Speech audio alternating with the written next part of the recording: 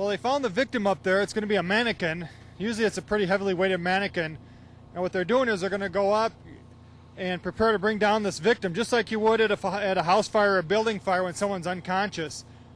We always have to be thinking about working in teams because, one, we don't want anyone to fall, and the other thing is because these mannequins can be heavy, and just like people can be heavy, it's a lot of weight.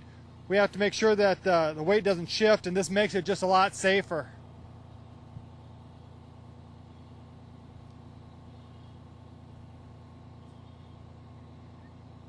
This is the toughest part. It's getting them out of the window onto the ladder. It can be a real challenge. And this particular mannequin probably weighs probably 100 pounds or so. So this is just really good practice. Now, the bottom fire is just making sure that the top firefighter doesn't lean over too far and start to fall. He won't be able to catch himself. So as they move down the ladder, they take one rung at a time. They have communication going. And one of the tougher parts is when these ladders are extended, and you'll see as they start to come down, they'll go from stepping on 2 rungs to stepping onto 1 rung. And that can always be a problem when you step down and you think you're going to have 2 rungs below your feet, and you go to the 1 rung. And also when you transition off the 2 ladders like it is now to the 1 beam ladder, it gets to be more of a problem.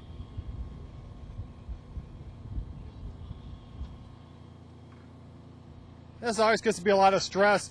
In a real fire, when you're bringing these victims out, you got a lot going through your mind. You want to get down as fast as you can to save that victim, but you also want to do it as safely as you can.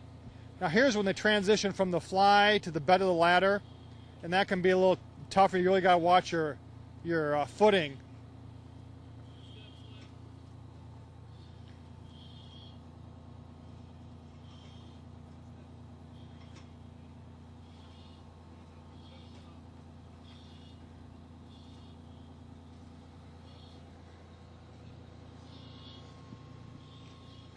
If you're trying to give leverage down here and keep him against the ladder, he can still fall backwards.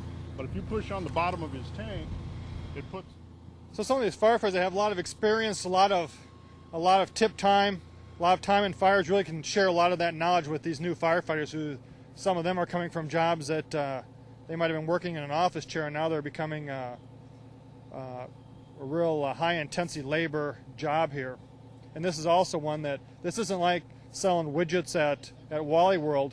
Here it's if you make a mistake, if you don't work fast enough, the possibility of someone getting hurt or someone dying is a very real thing that's always in your back of your mind. Garrett from Fargo wants to know more about training and the process of training firefighters. And we have Captain Craig Hannon. Craig's been on the department for how many years? 28. 28 years, and he's one of the training officers out here. And our question, Craig, is when we look at all this training, how many training officers do you have, and so how does the training actually go about? We don't let these guys just run loose, do we? Oh, no. No, it's really a structured program that they go through. It's an 8-week program. We try and split it up about 50-50, 50% classroom, 50% fireground training.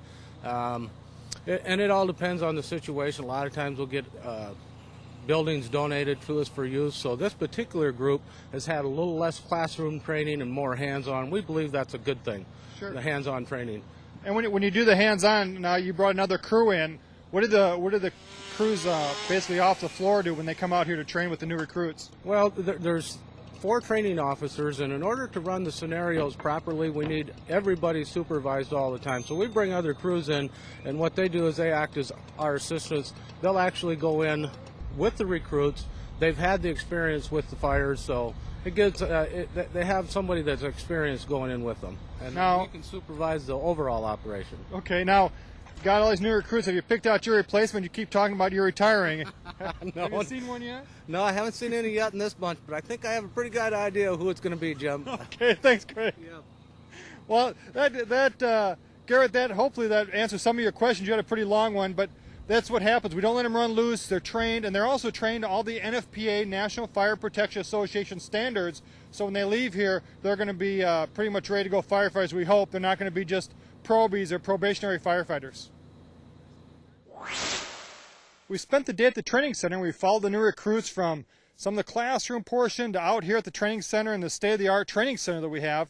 And Now, when we think about that program, who sets up that program? Well, it's Battalion Chief Pat Warren. And Pat, tell us, how do you go about setting up a 8-week program for these new firefighters? Well, all of our training is based on National Fire Protection Association standards.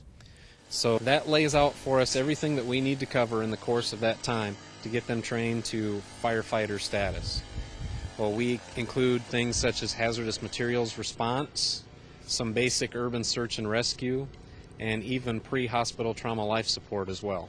Now, when we look at this training center, you do more than just train firefighters out here. You have the ability to train structural collapse classes. What are some of the other programs that you do out here? Well, we do all the ongoing training for the department and certification as well. So we will conduct hazardous materials training, urban search and rescue training, and just recurrent firefighter training every year also. So you stay pretty busy out here going from one program to the next. Yes. Well, Pat, what do you see as the biggest challenge for our new firefighters as they transition from leaving the training center to actually going on the floor? Well, it will be continuing their training and just choosing an area of specialization. There's so many different things they can choose from to advance with their career over the years, pursuing hazardous materials, response, urban search and rescue. They can specialize in structural collapse, trench, confined space, high-angle rope rescue, aquatics. So basically, let their imagination be their guide and pick whatever their heart desires. That's right. Well, thanks a lot, Pat. This next question comes from Adam in Sioux Falls, and Adam wants to know, what kind of effects does being a firefighter have on your family? And I found Battalion Chief Jim Jarding, and Jim, welcome to the show. Thank you, Jim. Now tell us, what effects do you think that being a firefighter has on your family life? Because you got a pretty big family. Yeah, yes, I have a wife and 4 sons and been a firefighter for going on 23 years now. And I guess it takes an adjustment for the family because you're gone about a third of your life. You got to spend 24 hours at the fire station, and you miss out on birthdays and holiday events and things like that. And that's the downside of it, is you miss a few ball games and such. But the upside is that same schedule sometimes allows you to be at the school plays and the daytime events that other jobs with the 8 to 5 schedule don't allow you to be at. Now, does your family worry about you? You're kind of running around going on the fires in the fire car. Are there any concerns? Well, I think that all firefighter families probably have some worry about their loved ones being in the fire service. We try to do things as carefully as we can, but it's a dangerous occupation, so I'm sure there is some worry on their part. Well, there you go, Adam. I hope that answers your question. This next question comes from Joe, and Joe lives in Lincoln, Nebraska.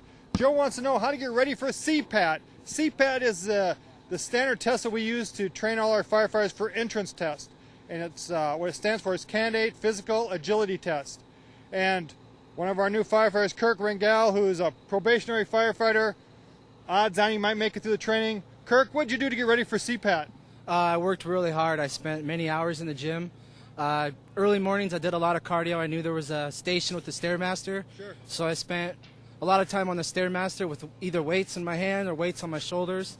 I did a lot of weights, kind of a cycle thing where... So you did like circuit training? Circuit training, that's it. Yeah, I did a lot of circuit training, a lot of cardio, ate right, drink a lot of water and watch what I eat. But pretty much in the last 4 weeks prior to the testing, I was in the gym pretty much 5 days a week. Now, do you think that so far, you've only been here a couple of weeks, but do you think that CPAT is a pretty realistic test as far as what it's like to be a firefighter? I'd say so, yeah, it's pretty realistic. But once you get on a mask and a tank and you get on your gear and you get on the floor and start crawling around, it's a lot different. You start breathing really hard. So you having fun today? A lot of fun. All right, well, thanks a lot, Kirk. Thanks, Chief. And I hope that answered your question, Joe.